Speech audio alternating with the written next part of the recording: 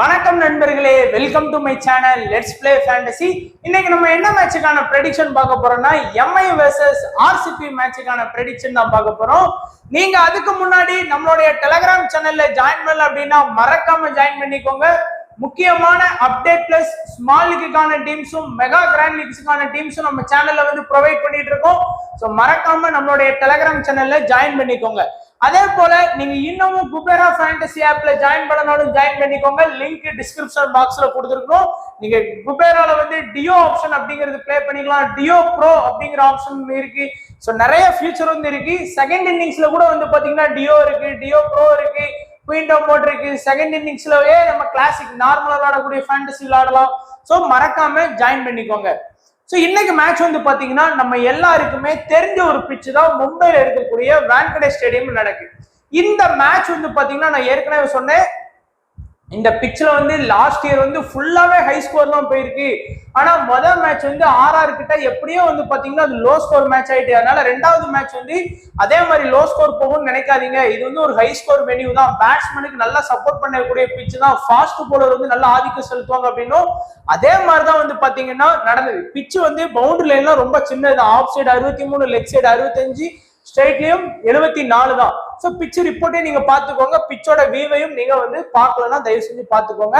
And இப்ப பாத்தீங்கன்னா record வைஸா பாத்தீங்க அப்படின்னா இந்த மேட்சுக்கும் first match MI versus RR மேட்சுக்கும் நம்ம எம்ஐ வெர்சஸ் டிசி மேட்சுக்கும் பாத்தீங்கன்னா டோட்டலா டிஃபரெண்ட் இருக்கும். அங்க வந்து 120+ தான் ஹை ஸ்கோர். இங்க வந்து 234 வந்து ஹை ஸ்கோர் போயிருக்கு. நான் ஏற்கனவே சொன்னேன் இந்த பிச்சில் வந்து ஹை ஸ்கோர் தான். லாஸ்ட் இயர் ரெக்கார்டு வச்சு பார்க்கும்போது ஹை ஸ்கோர் தான் போச்சு. அது மாதிரி இங்க வந்து பாருங்க ஃபாஸ்ட் வந்து 11 விக்கெட். இங்க பாத்தீங்கன்னா ஃபாஸ்ட் வந்து 11 விக்கெட் வந்து ஸ்கோர் பண்ணியிருக்கிறாங்க.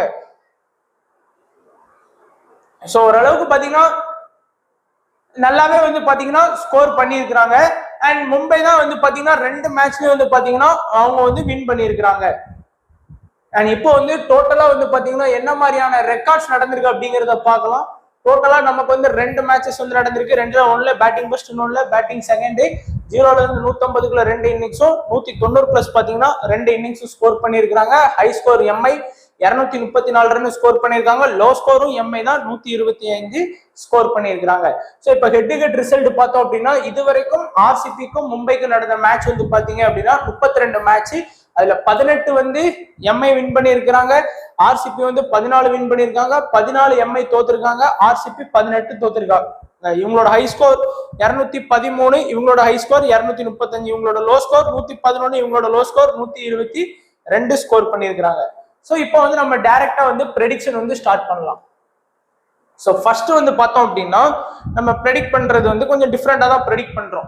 ஸோ இன்னிங்ஸ் ஓப்பன் பண்ணக்கூடியது ரோஹித் சர்மாவும் இஷான் கிஷான் தான் பாத்தீங்கன்னா இன்னிங்ஸ் வந்து ஓப்பன் பண்றாங்க. இந்த பிச்சு வந்து ஃபுல்லா பேட்டிங்க்கு சப்போர்ட் பண்ணக்கூடிய பிச்சுங்கிறதுனால லாஸ்ட் மேட்சும் பாத்தீங்கன்னா சேம் பிச்சில் வந்து 26 ரன் 49 ரன் வந்து பாத்தீங்கன்னா ரோஹித் சர்மா ஸ்கோர் பண்ணாரு. 42 ரன் பாத்தீங்க அப்படின்னா இஷான் கிஷான் வந்து ஸ்கோர் பண்ணாங்க. 2 பேருமே வந்து அந்த பவர் பிளேல நல்லா அடிப்பாங்க. அது மட்டும் இல்லாம ஆர்சிபியோட பவுலிங் வந்து உண்மையிலே வீக்கா தான் இருக்குது. அதனால நம்ம டாப்ல ஆடக்கூடிய ரோஹித் சர்மா, இஷான் கிஷானுக்கு வந்து நம்ம நல்லா இம்பார்ட்டன்ஸ் கொடுக்கலாம். அண்ட் சூரியகுமார் யாதவும் லாஸ்ட் மேட்ச்ல வந்து டக் அவுட். ஸோ அதனால அவர் இந்த மேட்ச் டக் அவுட் ஆவார் அப்படின்னு நினைச்சா நம்மளுடைய தப்பு. இந்த மேட்ச் கண்டிப்பா நல்லா ஸ்கோர் பண்றதுக்கான வாய்ப்பு அதிகமாவே இருக்குது. அதுக்கு அடுத்தபடியா வர்றது ஹர்திக் பாண்டியா உள்ள வர்றாரு. அவரும் லாஸ்ட் மேட்ச் வந்து பாத்தீங்கன்னா 39 ரன் கிட்ட ஸ்கோர் பண்ணாரு. அதுக்கு முந்தின மேட்ச்ல வந்து பாத்தீங்கன்னா 34, ஓரளவுக்கு நல்லாவே ஆடிட்டு இருக்காரு.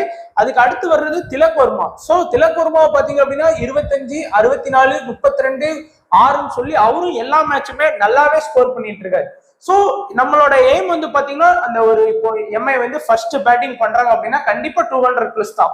அப்படிங்கும்போது ரோஹித் சர்மா, இஷான் கிஷான், சூரியகுமார் யாதவ், திலக் வர்மா, ஹர்திக் பாண்டியா இந்த 5 பேர்ல ஏதாச்சும் ஒரு 4 பேருக்கு டிம் டேவிட்டுக்கெல்லாம் பேட்டிங் சான்ஸ் கிடைக்க ரொம்ப கஷ்டம் தான். மேபி ஒருவேளை ஆர்சிபி வந்து ஃபர்ஸ்ட் பேட்டிங் பண்ணி ஒரு 180 ரன் அடிச்சு அதை டாப்ல இருக்கக்கூடிய 4 பேட்ஸ்மேனை வின் பண்ணிட்டாங்க அப்படிங்கிற பட்சத்துக்கு வந்ததுன்னா டிம் டேவிட்டுக்கான பேட்டிங் சான்ஸ் வந்து கம்மியா தான் இருக்கும். அதனால நம்ம என்ன பண்ணலாம் அப்படின்னு பாத்தீங்கன்னா ரோஹித் சர்மா, அதுக்கப்புறம் இஷான் கிஷான், அடுத்து வந்து பாத்தீங்கன்னா சூரியகுமார் யாதவ், அடுத்து வந்து பாத்தீங்கன்னா திலக் வர்மாக்கு நம்ம ஃபோக்கஸ் பண்ணலாம். நிறைய பேர் வந்து பாத்தீங்கன்னா ஒரு 90% பேர் வந்து ஹர்திக் பாண்டியாக்கு வந்து இம்பார்ட்டன்ஸ் கொடுப்பாங்க. ஏன்னா ஹர்திக் பாண்டியா பவுல் பண்ணுவார் அப்படின்னு சொல்லி இம்பார்ட்டன்ஸ் கொடுப்பாங்க. மேபி எனக்கு தெரிஞ்ச ஆர்சிபி கூட எல்லாம் அவர் பவுல் பண்றதுக்கான வாய்ப்பு கம்மியாவே தான் இருக்கும்னு நினைக்கிறேன். ஏன்னா அவங்க ஆல்ரெடி 6 ப்ராப்பர் பவுலிங் ஆப்ஷன் வச்சிருக்காங்க. 7வது பவுலிங் ஆப்ஷன்ல தான் இப்போ வந்து ஹர்திக் வர்றாரு. அது மட்டும் இல்லாம 4 மெயின் ஃபாஸ்ட் பவுலர் வச்சிருக்காங்க. Shepherd, Bumrah, Akash Madhwal, Coetzee 4 main fast bowler வச்சிருக்கும் போது ஹர்திக் பாண்டியாவை வந்து அப்படியே பவுல் பண்ணாலும் அவர் 4 ஓவர் தான் பவுல் பண்ண மாட்டார், 2 ஓவர் தான் பவுல் பண்ணுவார். அதனால நம்ம என்ன பண்ணலாம்னா அந்த 90% எடுத்துருக்கக்கூடிய ஹர்திக் பாண்டியாவை டிராப் பண்ணிட்டு நம்ம வந்து ரிஸ்கா ஒரு பவுலிங் ஆப்ஷன் வந்து எடுத்துட்டு போகலாம் அப்படிங்கிறது என்னுடைய இது. ஸோ பவுலிங் ஆப்ஷனை பொறுத்த வரைக்கும் பாத்தீங்கன்னா ஷெப்பர்டு, அடுத்து முகமது நபி, அடுத்து கோட்ஸி, அடுத்து சாவ்லா, அடுத்து பும்ரா, அடுத்து ஆகாஷ் மெத்வால். இதுல வந்து டெத்ல பவுல் பண்ணக்கூடிய கோட்ஸிக்கு வந்து நல்லா இம்பார்ட்டன்ஸ் வந்து கொடுத்துக்கலாம். ஏன்னா எல்லா மேட்சுமே விளாண்ட ஒரு 4 மேட்ச்ல அவரோட 3 மேட்ச் பாத்தீங்கன்னா விக்கெட் ஸ்கோர் பண்ணி கொடுத்திருக்காரு. லாஸ்ட் மேட்ச்ல ஒரே ஓவர்ல 3 விக்கெட் எடுத்தாரு. பும்ராவும் லாஸ்ட் மேட்ச்ல 2 விக்கெட், அதுக்கு முந்தின மேட்ச்ல வந்து பாத்தீங்கன்னா ஒரு 3 விக்கெட்னு ஸ்கோர் பண்ணியிருக்கிறாரு. ஆகாஷ் மெத்வாலும் லாஸ்ட் மேட்ச் விக்கெட் எடுக்கலாம், அதுக்கு முந்தின மேட்ச்ல 3 விக்கெட். சோ நம்மளோட ரிஸ்க் இன்னைக்கு என்னன்னு பாத்தீங்கன்னா ஹர்திக் பாண்டியாக்கு பதிலா ஆகாஷ் மெத்வால் வந்து நம்ம ட்ரை பண்ண போறோம். ஒருவேளை இதே மாதிரி 3 விக்கெட்டோ இல்ல 2 விக்கெட்டோ அவர் ஸ்கோர் பண்ணாரா நம்ம ஒன் சைடா வின் பண்ணலாம், இல்ல அப்படின்னா ஒன் சைடா தோக்கிறதுக்கும் வாய்ப்பு இருக்கு. சோ அதனால கோட்ஸி, பும்ரா அண்ட் ஆகாஷ் மெத்வால், ஏன்னா அந்த 3 ஃபாஸ்ட் தான் சப்போர்ட் பண்ணும். நிறைய பேர் ஷெப்பர்ட் எடுத்துட்டு வர்றதுக்கான வாய்ப்பு இருக்கு. பட் எனக்கு தெரிஞ்சு ஷெப்பர்டுக்கான பேட்டிங் சான்ஸ் கம்மியா தான் இருக்கும். பவுலிங் வேணா அந்த 4 ஓவர் போட்டு ஒரு விக்கெட் எடுக்கலாம், அதுக்கு நம்ம அவரை பிக் பண்ணணும்னு அவசியம் இல்லை. அதனால நம்ம வந்து பாத்தீங்கன்னா இந்த 3 பவுலிங் ஆப்ஷனோட நம்ம போனா போதும். கோட்ஸி, ஆகாஷ் மெத்வால், பும்ரா கரெக்டா வந்து பாத்தீங்கன்னா 12 ஓவர் வந்து உங்களுக்கு வந்து கவர் ஆகிரும், போதுமானதா இருக்கும். கொஞ்சம் ரிஸ்கா போகணும்னு நினைக்கிறவங்க, சேஃபா போகணும்னு நினைக்கிறவங்க ஹர்திக் பாண்டியாவையும் ஷெப்பர்டுக்கும் இம்பார்ட்டன்ஸ் வந்து இன்க்ரீஸ் பண்ணிக்கோங்க. அடுத்ததா பாத்தீங்கன்னா என்னுடைய ஃபேவரட் டீம்ஸ் ஆர்சிபி வந்துட்டாங்க. ஸோ ஆர்சிபியை பொறுத்த வரைக்கும் விராட் கோலி, டியூ பிளசிஸ், அடுத்து கிரீனு, அடுத்து படிடர், அடுத்து மேக்ஸ்வெல், அடுத்து டிகே, அடுத்து வந்து பாத்தீங்கன்னா சௌரப் சௌஹான் சொல்லி ஒரு புது பிளேயர் வந்து லாஸ்ட் மேட்ச்ல இறக்குனாங்க. ஸோ பேட்டிங் லைன் பாத்தீங்கன்னா 7 பேர் இருக்கிறாங்க. பவுலிங் பாத்தீங்க அப்படின்னா ஹிஷ்மான்ஷு சர்மா, சிராஜ், அடுத்து டோப்லி, அடுத்து டாகர், அடுத்து வந்து பாத்தீங்கன்னா யாஸ் தயார். ஸோ என்னதான் இந்த டீம் வந்து பாத்தீங்கன்னா ஒருத்தர விராட் கோலி இவ்வளவு 113 ரன் லாஸ்ட் மேட்ச்ல அடிச்சு கொடுத்தாலும் நாங்க தோக்கதான் செய்வோம் அப்படின்னு பிடிவாதமா இருக்கிறது வந்து ஆர்சிபியோட பவுலர்ஸ் தான். ஸோ ஒத்தேல ஒரு மனுஷன் எவ்வளவுதான் போராடி கொடுத்தாலும் அதை வந்து கொஞ்சம் கூட பொருட்படுத்தாம வந்து பாத்தீங்கன்னா ஈஸியா ஆப்போனன்ட் டீமுக்கு அடிக்கிற மாதிரி போட்டு கொடுக்கறதுல நம்ம பவுலர்ஸ் வந்து அடிச்சுக்கிறதுக்கு யாருமே கிடையாது. ஸோ அவங்களே குறை சொல்லி ஒன்றும் இல்லை, ஏண்டது தானே பண்ண முடியும் அப்படின்னு சொல்லி விட்டாச்சு. So Virat Kohli, du Plessis 2 பேருமே பாத்தீங்கன்னா டாப்ல ஆடக்கூடிய பிளேயர்ஸ், நல்லா சூப்பரா ஆடக்கூடிய பிளேயர்ஸா இருக்கிறாங்க. லாஸ்ட் மேட்சும் பாத்தீங்கன்னா டியூ பிளசிஸ் ஒரு 44 ரன் வந்து ஸ்கோர் பண்ணார், ஓரளவுக்கு ஃபார்ம் பண்ணிட்டாரு. விராட் கோலி இந்த சீசன்ல டாப் கிளாஸ் ஸ்கோர் பண்ணி ஆரஞ்சு கேப் வந்து பாத்தீங்கன்னா அவர் தான் வச்சிருக்காரு. எல்லா மேட்சுமே அவர் வந்து அவரால் ஏண்டதை வந்து ஆர்சிபிக்கு பண்ணி கொடுக்காரு. பேசாம ராயல் சேலஞ்சர்ஸ் பெங்களூருங்கிற டீமை மாத்திட்டு விராட் கோலி பெங்களூர்னு டீம் வேற அடுத்த வருஷம் மாத்திரலாம் போல, அந்த லெவலுக்கு பாத்தீங்கன்னா மனுஷன் ஒத்தையில கஷ்டப்பட்டு இருக்காரு. அடுத்து வந்து பாத்தீங்கன்னா கிரீன், சோ அத்தனை கோடிக்கு வாங்கி 5 ரன்னும் 1 விக்கெட் கூட எடுத்து கொடுக்கல, வெறும் 5 ரன். அடுத்து நம்ம மேக்ஸ்வெல் பாத்தீங்கன்னா இது வரைக்கும், அதாவது அன்னைக்கு ஸ்டார் ஸ்போர்ட்ஸ்ல பாத்தீங்கன்னா ஒரு சின்ன இது படிச்சேன், அது இந்த நம்ம கிரிக்கெட் இது பார்க்கும்போது மேக்ஸ்வெலுக்கும் சிராஜுக்கும் ஒரு சின்ன காம்பினேஷன் போட்டாங்க. அதாவது என்னன்னு பாத்தீங்கன்னா மேக்ஸ்வெலை விட சிராஜ் அதிக ரன் அடிச்சிருக்காராம், சிராஜை விட அதிக விக்கெட் மேக்ஸ்வெல் எடுத்து கொடுத்திருக்காராம். சோ பாருங்க, அதான் உண்மை. சிராஜ் மேக்ஸ்வெல் பாருங்க டோட்டலா 4 விக்கெட் எடுத்துட்டாரு. சிராஜ் வந்து பாத்தீங்கன்னா 4 விக்கெட் தான் லாஸ்ட் மேட்ச்ல டோட்டலா. சோ லாஸ்ட் மேட்ச் நடக்கிறதுக்கு முன்னாடி பாத்தீங்கன்னா சிராஜை விட மேக்ஸ்வெல் அதிக விக்கெட், மேக்ஸ்வெலை விட சிராஜ் இந்த ஐபிஎல் சீசன்ல அதிக ரன் அடிச்சிருக்காரு. பாருங்க சிராஜ் எவ்வளவு பெரிய பேட்ஸ்மேன், அந்த லெவலுக்கு பாத்தீங்கன்னா மேக்ஸ்வெலோட பெர்ஃபார்மன்ஸ் இருக்கு. இதே இதான் ஆஸ்திரேலியா ஜெர்சி தூக்கி மாட்டியாச்சுன்னா போதும், மேக்ஸ்வெலுக்கு எங்க இருந்துதான் அந்த பவர் அதெல்லாம் வரும்னு தெரியாது, ஆஸ்திரேலியான்னு வந்தா பயங்கரமா ஸ்கோர் பண்ணிடுறாரு. சோ பார்க்கலாம். மேக்ஸ்வெலும் பாத்தீங்கன்னா நம்ம இம்பார்ட்டன்ட் வைஸா பார்த்தோம் அப்படின்னா விராட் கோலி, டியூ பிளசிஸ், என்னதான் கிரீன் பெர்ஃபார்ம் பண்ணலனாலும் கிரீனு அண்ட் மேக்ஸ்வெல், அடுத்து வந்து பாத்தீங்கன்னா டோப்லிக்கும் இம்பார்ட்டன்ஸ் கொடுங்க. ஏன்னா விளாண்ட எல்லா மேட்சுமே அவர் விக்கெட் எடுக்காரு, நல்லாவே வந்து பாத்தீங்கன்னா ஸ்விங் பண்ணி பால் அனுப்புறாரு.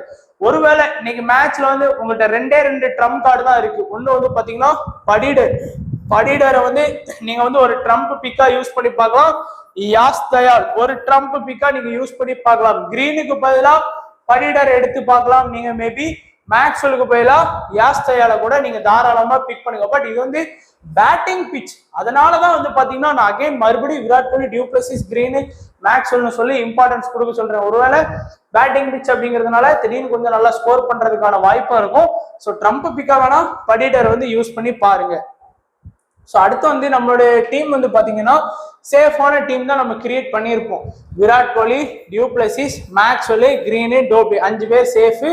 இஷான் கிஷான், ரோஹித் சர்மா, சூரியகுமார் யாதவ், பும்ரா, கோட்ஸே, ஆகாஷ் மெத்வால். இதுல வந்து ஹர்திக் பாண்டியாவை மட்டும் நான் ஏற்கனவே சொன்ன மாதிரி மிஸ் பண்ணியிருக்கேன்.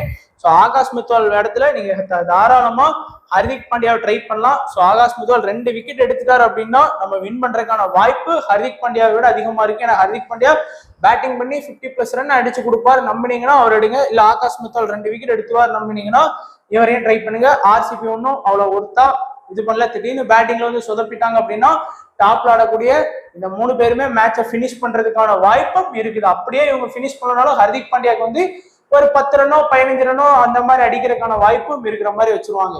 ஸோ கேப்டன் வைஸ் கேப்டனை பொறுத்த வரைக்கும் சூரியகுமார் யாதவ் கேப்டனாகவும், வைஸ் கேப்டன் வந்து மேக்ஸ்வெல், திலக் வர்மா, பும்ரா, விராட் கோலின்னு சொல்லி இவங்க எல்லாரையுமே வைஸ் கேப்டனா நீங்க போக்கஸ் பண்ணி பார்க்கலாம். அண்ட் ட்ரம்ப் பிக்கா வந்து பாத்தீங்கன்னா சாவ்லாவை ட்ரை பண்ணுங்க. ஆகாஷ் மெத்வால், சிராஜி, படிடர், கிரீன் இவங்கெல்லாம் வந்து பாத்தீங்கன்னா ஒரு ட்ரம்ப் பிக்கா கேப்டன் வைஸ் கேப்டனாவோ அட்லீஸ்ட் உங்க டீம்ல வந்து ட்ரை பண்ணுங்க. ஸோ இன்னைக்காச்சும் பார்க்கலாம் ஆர்சிபி வின் பண்றாங்க அப்படின்னு பார்க்கலாம். ஸோ ஆர்சிபி இன்னைக்கு கண்டிப்பா வின் பண்ணுவாங்களா மாட்டாங்களாங்கிறத ஜஸ்ட் ஆர்சிபி ஃபேனா கமெண்ட் செக்ஷன்ல நீங்க சொல்லிட்டு போயிருங்க. எனக்கு தெரிஞ்ச இன்னைக்கு ஆர்சிபி வின் பண்ணா அட்லீஸ்ட் இந்த ஐபிஎல் சீசன் பாக்குறது கொஞ்சம் நல்லா இருக்கும் அப்படின்னு தோணுது. ஏன்னா தோத்துட்டே இருந்தாங்கன்னா என்னடா இது அப்படிங்கிற மாதிரி ஆயிரும். அதே தான் கொஞ்சம் அட்லீஸ்ட் கொஞ்சம் அந்த ரேஸ்குள்ள, அந்த டாப் 4 ரேஸ்குள்ள இருந்தாதான் அந்த சீசன் பாக்குறதுக்கும் நல்லா இருக்கும். ஸோ பார்க்கலாம் என்ன பண்றாங்க அப்படின்னு. மும்பை லாஸ்ட் மேட்ச் தான் ஒரு கம்பேக் கொடுத்தாங்க. ஸோ டிசிக்கு அகைன்ஸ்டா, ஸோ ஆர்சிபிக்கு அகைன்ஸ்டா என்ன பண்றாங்கன்னு பார்க்கலாம். ஸோ வீடியோ பார்த்த எல்லா நண்பர்களுக்கும் நன்றி, வணக்கம். தேங்க்ஸ் ஃபார் வாட்சிங் நண்பா.